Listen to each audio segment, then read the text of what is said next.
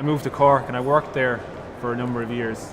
I worked in a bookshop, and the Kino opened up at the time that I was working there, so I used to go to the Kino on a weekly basis, and the great thing about the Kino was they showed an art house film every night for a few weeks, and then they'd get more in, they'd have 2 or 3 on a constant basis, so it was like a dream for me, because I was used to film clubs showing one film on a certain night, and then they'd move to another film the following week or something, so it was a season of films.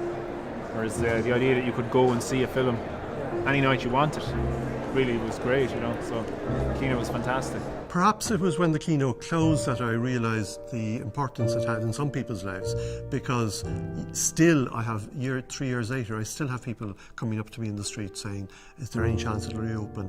Because it meant something to people. It's heartbreaking. My husband and I used to have a date every Wednesday night that would go to the Kino regardless, because you'd catch a movie that you wouldn't see elsewhere. It was a really nice kind of old Cork attraction, you could take your coffee in and cake.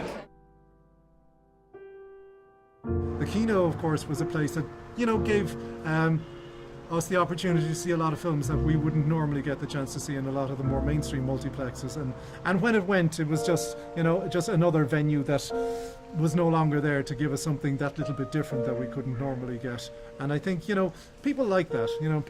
People like having the variety and